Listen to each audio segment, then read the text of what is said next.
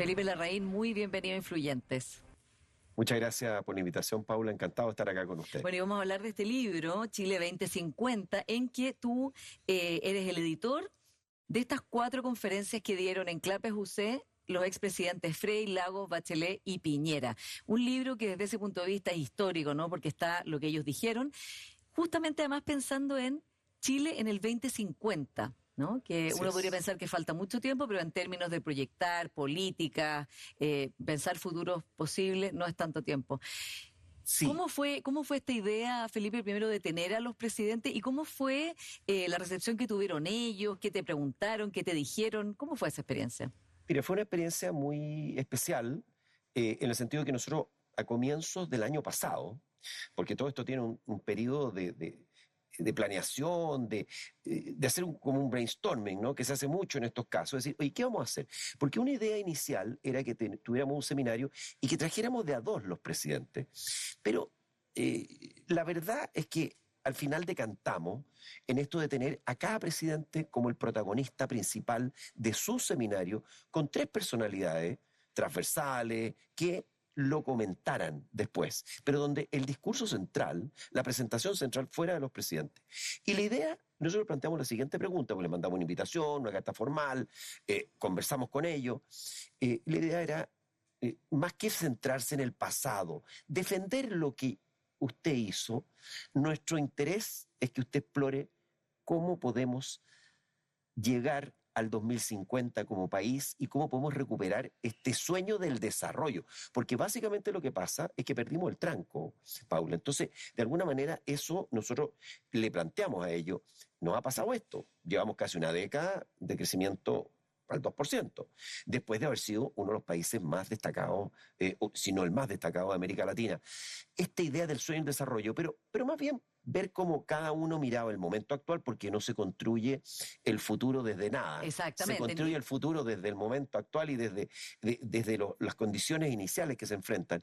Y lo que me sorprendió mucho es que primero tuvimos un diálogo muy rico con los presidentes anterior, en que, bueno, con algunos conversamos más, con otros menos, pero algunos preocupados, llamaban preguntando qué me sugiere para el día que les tocaba la presentación. Y en el fondo teníamos del orden de media hora para cada presidente, Claro, para que diera su para que hiciera su conferencia, presentación. claro. Algunos prepararon PowerPoint, otros no, otros hablaron, otros leyeron, pero todos tuvieron una gran disposición a participar en estos encuentros. Luego de haber hecho entre mayo y septiembre, en que el primero que partió fue el presidente Lago, luego el presidente Piñera, el presidente Frei, presidenta Bachelet. Y luego de tener esto, nosotros nos pusimos a trabajar el libro en Clape UC, a trabajarlo porque dijimos, esto no es justo que quede en 4 conferencias. Claro, ni que quede en ¿Mm? YouTube, que quedara, lo importante era que quedara, ¿no? Y además, Felipe, que lo que pasó es que, claro, después vino el retiro de la vida pública del presidente Lago y la muerte del presidente Piñera, algo que me imagino cómo habrá afectado a ti, que fuiste su ministro de Hacienda, su amigo durante tantos años, fue tu profesor, y que además acá deja con mucha claridad cómo ve él un futuro posible para el 2050. Así es, fíjate que, Pablo, por supuesto que cuando nosotros empezamos este proyecto y después dijimos, oye, vamos a hacer esto un libro y nos comunicamos con Ediciones UC para decirle, oye, ¿qué les parece este proyecto? Y les pareció súper bueno, súper atractivo, pero había que trabajar mucho ese material, porque tú bien sabes, no es llegar y decir, una persona hace un discurso, Claro. pero transformar eso en un escrito, en un capítulo de un libro, se requiere bastante trabajo. Y fíjate que solamente contar alguna parte que cuando nosotros tomamos la responsabilidad de editar, ¿ya? Editar el libro. Editamos, eso significa que algunas cosas agregamos, otras sacamos, manteniendo, por supuesto, lo que había planteado cada presidente. Y después se los mandamos a ellos. Y tuvimos un trabajo con ellos Claro, de para edición revisar ellos para revisar, para que ellos estuvieran de acuerdo en la edición que nosotros proponíamos, que muchas veces era sacar motes que son tradicionales de un discurso digamos, hablado, pero que no lo son de un capítulo de un libro. Sí. Entonces, Felipe. en todo ese proceso trabajamos con los presidentes y con sus equipos. Sí. Y Lo que hay muchas cosas que son, bueno, hay diferencias, evidentemente, en cómo cada uno visualiza el futuro, pero hay muchas coincidencias. Por ejemplo, en la necesidad de acuerdos que traspasen los gobiernos de turno, en la necesidad de plantearse los grandes desafíos existenciales, el cambio climático, los cambios tecnológicos, en la necesidad de crecer con sustentabilidad y especialmente en la importancia de la amistad cívica, algo que hoy día está tan perdido, ¿no? El presidente Piñera tiene una frase muy importante diciendo hay que encontrar una manera de tratarse y de acordar cosas que no signifique tratar de enemigo al otro, ¿no? No sé cuál fue la palabra exacta. ¿Cuál es tu reflexión, habiendo además sido ministro de Estado, aparte de académico durante toda tu vida, de cómo se puede restaurar ese clima, que es un clima de mucha mayor diálogo, cuando estamos tan polarizados? Estos 4 presidentes no solo hablaron en este libro y muchas veces estuvieron juntos. De hecho, el presidente Piñera, el día antes de morir, habló con el presidente Boric, ofreciéndole su ayuda por los incendios, una ayuda que el presidente Boric también reconoció, y ellos tuvieron un vínculo, digamos, que se podría haber pensado que no lo iban a tener, y lo tuvieron, ¿no? Y tuvieron ese espacio republicano. ¿Cómo crees tú que se puede restaurar y que este libro puede ayudar en ese sentido? mira, yo solamente una pequeña reflexión para entrar a la pregunta, porque hay una parte como de la historia. Eh, tú tienes toda la razón. Cuando en enero de este año, el presidente Lagos se retira de la vida pública. En febrero fallece trágicamente el presidente Piñera. Y yo lo que hice en marzo fue proponerle a los presidentes, le dije, ¿qué les parece? Porque el libro no fue ideado para hacerlo en memoria de nadie, pero dado lo que ocurrió, ¿qué les parece dedicar este libro a la memoria de Sebastián Piñera? Y los 3 estuvieron de acuerdo. Entonces, yo quiero destacar también eso, porque es la generosidad de decir, hoy estaremos en posiciones, habremos estado en posiciones políticas distintas, pero dado lo que ha ocurrido, estamos con mucho gusto, le dedicamos este libro a la memoria de Sebastián Piñera. Entonces, este es un libro que tiene esa característica. Y después, otra cosa respecto a la amistad cívica.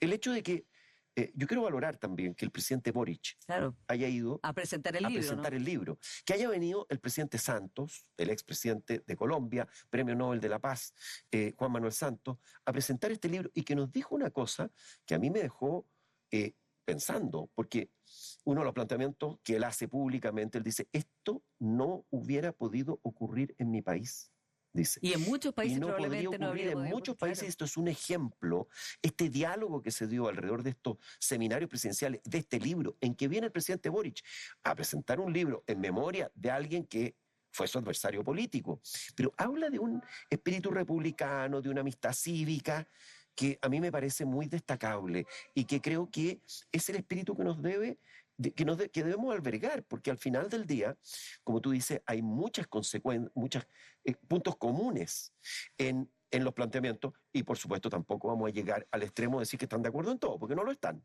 Pero es muy interesante para mí, por ejemplo, el hecho que la presidenta Bachelet habló de crecimiento económico, de la Sí. importancia del crecimiento económico. Ahora, ella dice un crecimiento sostenible e inclusivo. El presidente Piñera hablaba de las oportunidades, habló del desarrollo, la equidad, la libertad como principios ordenadores, desarrollo, crecimiento. El presidente Frei dijo, sin crecimiento no hay nada, sin inversión no hay nada.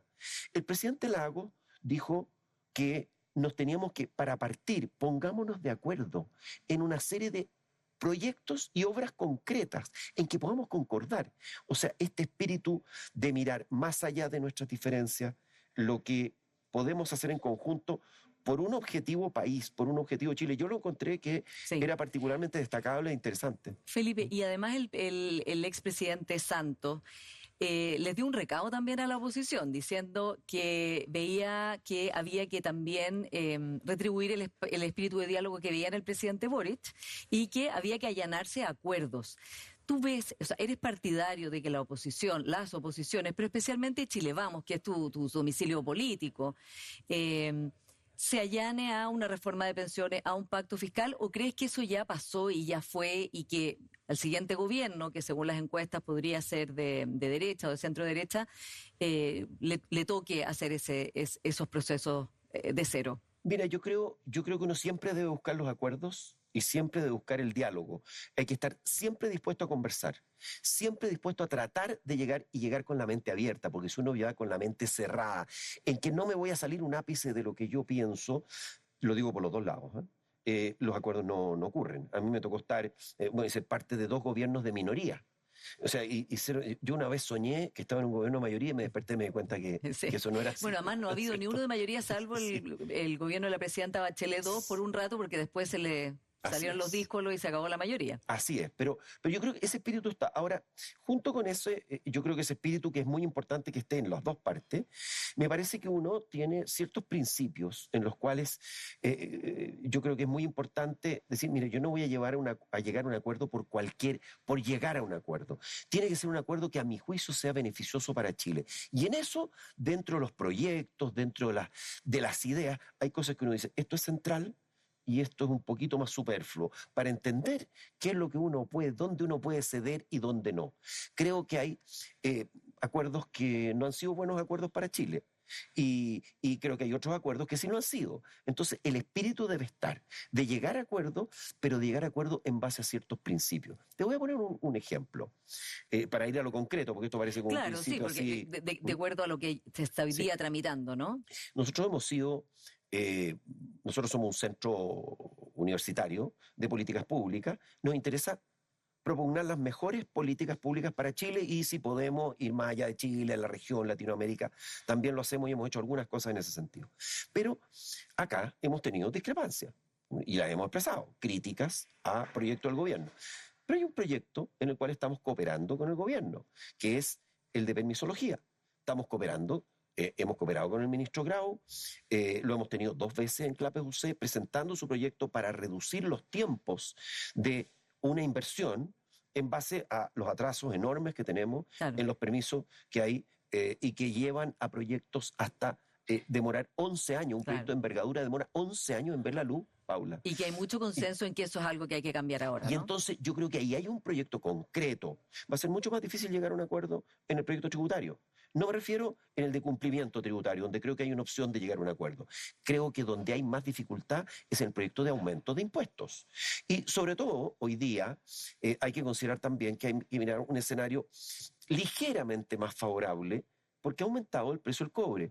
Eso va a hacer que los expertos que se reúnen a determinar cuál es el precio a largo plazo que determina la posibilidad de gastar, van a decir que se va a considerar un precio del cobre algo más alto, no el que está hoy día en los mercados, pero un precio del cobre un poco más alto. Eso va a llegar recursos.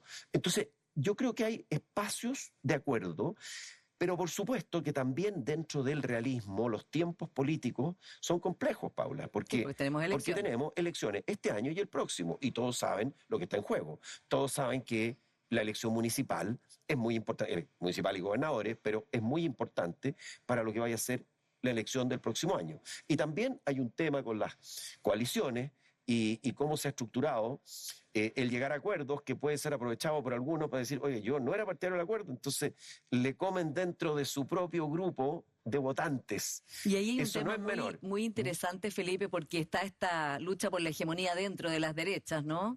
Entre lo que se llama el piñerismo y el castismo, por poner, ¿no? Eh, entonces mi pregunta es, ¿qué persona tomará el rol que tenía el expresidente Piñera y que lo han reconocido muchos dentro del sector, en el sentido de ordenar, priorizar, generar acuerdos al interior y tener esta idea de una centro derecha moderna, liberal, más hacia el centro? ¿Quién va a tomar ese papel? Porque hoy día se ven muchas señales de desorden dentro de la derecha. Hay una carta esta semana en el Mercurio de Luciano Brusco que diciendo Cubo Badis es derecha, otros diciendo que no se está habiendo velocidad para ponerse de acuerdo. ¿Cómo ves tú Sí. esas luchas? ¿Y es Evelyn Matei la persona que debería tomar ese rol? Bueno, yo creo que, a ver, primero, yo es claro dentro de ese grupo dónde estoy, ¿no? Para no Claro. hacerlo, o sea, mi domicilio es conocido, creo que ahí.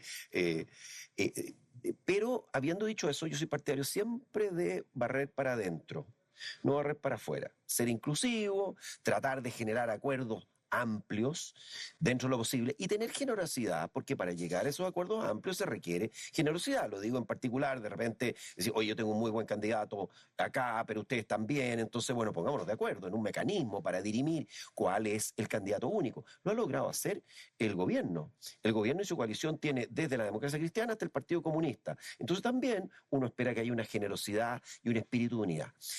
El rol del presidente Piñera, a ver, es muy difícil de sustituir. Es muy difícil porque él tenía además una cosa, aparte de su reconocida capacidad, la experiencia de dos gobiernos y haber ganado dos elecciones democráticas para la centro-derecha. Eso es algo que no se daba así en 50 años. Desde la primera de ellas. Entonces, yo creo que ese rol en particular es muy difícil. Además, el ascendiente que tenía el presidente era muy especial. Pero habiendo dicho eso también, creo que lo natural hoy día es que Evelyn, ¿no es cierto?, tenga un rol muy importante no solamente en afrontar sus propios desafíos, sino que en jugar un rol dentro del sector. En ordenar, por ejemplo, todos estos líos municipales, Sí, que hay harto sentido, y en amarillos demócratas también enojados con Chile Vamos. sí, bueno, ahora tampoco se le puede pedir lo imposible a Evelyn, ¿no? O sea, yo creo que hay muchos que tienen un rol a jugar, porque a diferencia de lo que había esta persona tan especial que era el presidente Piñera, hoy día hay más de una persona, hay varios líderes. ¿Ah? Entonces, yo creo que para efectos por supuesto que Evelyn tiene una situación descollante dentro de este grupo, pero hay otras personas que tienen, los presidentes de partidos tienen que cooperar. Yo también espero que por parte de republicanos, también hay un espíritu de cooperación. Ahora ellos dirán que también haya de Chile Vamos, entonces ahí hay que empezar a ver. Porque ya dijeron que Jaime Belolio, que es el candidato en Providencia a suceder a la alcaldesa Matei, no era su candidato. Sí, bueno, yo creo que ahí es momento de conversar, es momento de sentarse y decir cuál es el interés superior para un grupo amplio que está más o menos orientado en un determinado lado del espectro político. No digo porque no hay coalición, Chile Vamos a una coalición, pero el republicano es un partido que tiene un proyecto más hacia la derecha, pero en algunos casos yo me planteo que, bueno, la falta de unidad puede significar la pérdida de una alcaldía y de una alcaldía importante. Y de la presidencial. ¿Ah? O sea, ¿qué pasa? Y además, estoy hablando de las de este año, pero para lo que viene. Porque en el fondo, si José Antonio Kast no quiere ir a una primaria con Evelyn Matei, por ejemplo, y van los dos a primera vuelta, bueno, ¿qué pasa si pasa José Antonio Kast a la segunda vuelta y un candidato de la centroizquierda, o una candidata? Bueno, eso ya ocurrió una vez ya. Claro. Entonces, que no era centro-izquierda, sino un candidato de izquierda con un candidato de derechas secas. Bueno, yo creo que eso es así. No es fácil que se dé esa situación, Paula, que haya una primaria en que esté adentro José Antonio Kast. No es fácil porque no ha ocurrido en el pasado. Y han habido oportunidades para que eso ocurra, digamos, ¿no? Pero a mí me parece que todavía hay tiempo de lograr acuerdos, de que hayan mecanismos lo más objetivos posible para determinar quién es el candidato. Un mecanismo puede ser una encuesta, puede ser, bueno, las primarias ya están lanzadas, entonces ya no. Pero hay opciones, porque creo que hay temas fundamentales, por ejemplo, lo que está pasando en Santiago. La posibilidad que tiene hoy día la oposición de tener un alcalde en Santiago que tiene que ver también con no ir dividido. Y ahí se dio un paso. Ha sido un paso importante con el apoyo que dio Republicano, hasta donde entiendo. Que ha dado Republicano a la candidatura, sí, ¿no es cierto?, de Chile Vamos. Bueno, tú fuiste ministro de Hacienda 2 veces, además. Así que quiero que hablemos de economía, pero antes quiero preguntarte por las declaraciones de José Antonio Kast en España, porque si uno piensa, ese tipo de declaraciones son completamente contrarias al espíritu de este libro y lo que cada uno de estos presidentes dijo. Esto de decir que Chile está gobernado por un travesti político. ¿Cómo lo ves tú de cara a que, como tú dices, quieren desde Chile Vamos llegar a un acuerdo, un entendimiento, un diálogo, pero con un conglomerado político que tiene otra narrativa y otro discurso respecto de las personas que piensan distinto de ellos?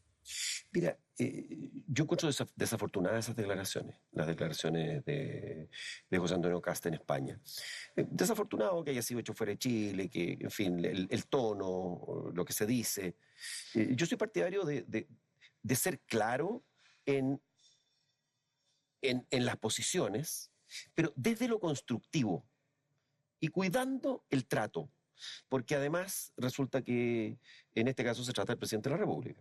Entonces yo creo que ese es un tema que para mí es importante el tener, eso no es parte de un escenario, de un esquema de amistad cívica, como hemos hablado. No es lo que vimos en este grupo de expresidente y del actual presidente que fue al Salón de Honor de la Universidad Católica y que luego están plasmados en este libro. Por lo tanto, yo creo que ojalá que evitemos ese tipo de cosas, porque me parece que no contribuyen, no construyen. ¿Cuál es tu mirada del ministro Mario Marcel, bueno, fue elegido el mejor banquero central del mundo? Hace un trabajo que tú conoces perfectamente bien lo difícil que es, pero que ha tenido muchas críticas desde todas las derechas. En este momento, algunos que ya no lo consideran tan buen economista, le critican sus políticas. ¿Cuál es tu evaluación de él? Mira, antes que nada, decir, le tengo simpatía personal a Mario. Nos tocó trabajar juntos, él como presidente del Banco Central y yo como ministro de Hacienda. Tenemos una buena relación personal. eh, y eso como para partir. Además, en CLAPES nosotros damos un premio anual. Y resulta que el premio de hace unos 2 años atrás, o 2 años y medio atrás, se lo dimos a Mario por su rol como presidente del Banco Central. El premio, este es un premio que podríamos decir entre la trayectoria y la contribución a las políticas públicas. Y recayó en Mario Marcel. Así que, digamos, o sea, desde el punto de vista de la situación personal, es grata. Hemos tenido algunas diferencias públicas, sí, y yo creo que hay como dos cosas. En primer lugar, valorar que hubiera esa disposición a la responsabilidad fiscal, a poder en algún momento, y por razones de pandemia, tuvimos un déficit fiscal que era insostenible, tuvimos un déficit de cuenta corriente, que es otro tema económico, que fue insostenible, y creo que se hizo una contribución en cumplir con un presupuesto, porque hay que recordar que el presupuesto fue, el 2022, que es el primer año de este gobierno, fue aprobado durante el gobierno del presidente Piñera. Fue un presupuesto hecho bajo el gobierno anterior, pero aplicado en este gobierno. Y esa disposición existió y hemos tenido una mejora importante en nuestras cuentas públicas. Creo que eso es importante, hay que decir, no podemos bajar la guardia. ¿Por qué? Porque la deuda pública ha seguido creciendo y está llegando a niveles cercanos a nuestro techo, que hablamos, el techo de lo prudente, que es 45% del producto. Hoy día estamos como en 41%. Eso es una parte. En la otra parte tiene que ver con las posibilidades de impulsar políticas que estimulen el crecimiento. Y yo creo que ahí tengo más diferencias. Yo no estuve de acuerdo en la política, en la reforma tributaria que fue rechazada en marzo, lo planteé públicamente. Creo que se puede hacer un esfuerzo mayor porque cuando se dice tenemos muchos compromisos y tenemos muchas necesidades. Ese es el mantra de la economía, que hay necesidades múltiples y que van creciendo y recursos que son limitados, por mucho que vayan creciendo también. Entonces, ha habido poca disposición para hacer una reasignación verdadera de gasto público, en que aquellos programas, proyectos que están mal evaluados puedan reducirse. Felipe. Sí, Sí, pero Andrés Velasco, también sentado ahí, también ex ministro de Hacienda, dijo algo sobre esta idea de recortar programas, que dijo, bueno, todo el mundo habla de recortar programas, pero nadie lo hace. Dijo que de hecho tampoco en el gobierno del presidente Piñera se habían recortado muchos programas tampoco, porque es muy difícil de hacer. O sea, suena muy bien, recortemos todo lo que no funciona, pero no es tan fácil de hacer. Entonces, más allá de que todo hay que revisarlo, ¿no? sí. Sobre todo aquellos programas que no están rindiendo, la necesidad que tenemos en materia de seguridad, la necesidad que tenemos en materia educacional, en materia de pensión, en fin, todos los desafíos que tenemos pendientes, ¿cómo lograr hacerlo con política de responsabilidad fiscal y Sí, sin reforma sí. tributaria o sin alguna posibilidad de llegar más recursos al Estado? A ver, Paula, primero una precisión, ¿ah? tengo muy buena relación con Andrés, pero no es correcto lo que dijo respecto de que no se había hecho durante el gobierno del presidente Piñera. Nosotros hicimos 3 ajustes de gasto de 0,4 puntos del PIB cada uno, que en plata de hoy son más o menos 1.300 y tantos millones de dólares cada uno. O sea, estamos hablando de recursos del orden de 3.900 millones de dólares, si uno junta los tres. Hicimos uno el 2010 con terremoto, recién llegados, otro el 2011 y otro el 2018, en los que a mí me tocaron. Estoy hablando de lo que a mí me tocó estar involucrado. Por lo tanto, se hizo un esfuerzo. Eh, Oiga, dice, mire, usted hizo una reingeniería total del gasto público. No, tampoco tengo esa pretensión, pero sí decir que se hizo. Ahora, creo que junto a lo que se vio en el último informe que salió una cosa de la OCDE, con la que voy a discrepar, porque dicen que lo que se puede hacer son 0,1 puntos del PIB, eso son 300 millones de dólares, eso es muy poco. La verdad, yo creo que hay mucho más espacio. Hay otro estudio del BID que dice que se pueden hacer del orden de un punto del PIB, eso son 3.500 millones de dólares. Hoy día estamos trabajando con un PIB del orden de 350.000 millones de dólares. Entonces, yo creo que hay espacio. Lo que pasa es que no es fácil y políticamente es un campo minado cuando usted quiere recortar programas. Y eso es lo que decía Velasco, que es muy difícil Sí, de hacer. pero Sí, ahí es donde vemos la voluntad política sí. de hacer las cosas y la voluntad de confrontar grupos de interés, que yo creo que es bien importante. El ser capaz de decir, mire, este programa, tampoco es que usted va a cortar todos los programas que tienen alguna mala evaluación, pero se pueden redirigir, se pueden fusionar programas. Entonces, hay muchas cosas que uno puede hacer. Lo que pasa es que ese es la parte, es bien ingrato, porque hay gente que son beneficiarios de esos programas que están detrás de ellos. Sí. Y esos hablan con sus parlamentarios. Es decir, los parlamentarios también Sí. son parte de este cuento. Felipe, se nos acaba el tiempo, nos queda un minuto. ¿Debe Chile Vamos allanarse a llegar a un acuerdo en materia de pensiones o eso crees tú que es mejor que le legue al siguiente gobierno y que quede otro gobierno más sin haber hecho una reforma de pensiones? Mira, yo no puedo arrogarme a hablar por Chile Vamos, solamente voy a dar mi opinión. Bueno, habiendo sido ministro de Hacienda de los dos Sí, gobiernos de pero Chile hoy Vamos. día Chile Vamos Sí. tiene sus propios canales. No, yo lo que sí puedo decir es que yo estoy dispuesto, claro que sí, creo que sería bueno un acuerdo, pero un buen acuerdo. Y un buen acuerdo tiene que ver no solamente con los 6 puntos de cotización. Hemos discutido muchísimo los 6 puntos, pero hay preguntas que no se habla tanto. ¿Usted está dispuesto a que haya un monopolio estatal administrando sus fondos, por ejemplo? ¿O más bien le parece que debería haber libertad de elección y que debemos tener muchas instituciones que administren los fondos? ¿Usted está dispuesto a romper hoy día la forma como está estructurada la industria y probar un modelo nuevo o no está dispuesto a hacerlo? ¿Qué evidencia tiene detrás? Yo creo que esas son preguntas que nos debemos hacer. La libertad de elección y creo que la propiedad de los fondos son temas de principio bastante fuertes, potentes y profundos. Ahora, el presidente Piñera estuvo dispuesto a llegar a 3 y 3 con el 6%, pero Sí, eso ya fue, y ahí fue el oficialismo actual el que no quiso. Sí, pero eso fue antes de PGU. Sí. Yo quiero recordar que eso fue Sí, antes de que tuviéramos pensión garantizada universal, que llega a un universo de cientos de miles de personas habiendo mejorado sus pensiones. Hoy día, cuando hablamos tema técnico, pero tasas de reemplazo, ¿no es cierto? Hoy día las tasas de reemplazo son muchísimo mayores, Claro. gracias a la PGU. Pero igual son 200 y tantos mil pesos, que es menos del salario mínimo, digamos, como para las personas que solo reciben PGU. Y ahora Claro. sí, una última pregunta. Andrea Repeto, que estuvo ahí también, colega suya en la Universidad Católica, decía que el problema de hacer solidaridad solo a través de la PGU, subiéndola, era que justamente se iba a cargar el gasto público de una manera exponencial en el tiempo y que por eso era importante algún mecanismo de solidaridad con ese 6% en algún tipo de seguro. ¿Está de acuerdo con eso? Yo estoy dispuesto a explorar esa idea, a explorar la idea de un seguro que complemente, pero para mí encuentro absolutamente claro que los ahorros son de los trabajadores, la propiedad de los ahorros son de ellos. Esas contribuciones que se hacen, y que dicho sea de paso, porque se habla poco también de esto, Paula, los 6 puntitos que estamos hablando no son inocuos desde el punto de vista del mercado laboral, son un impuesto a la contratación, son un impuesto al empleo.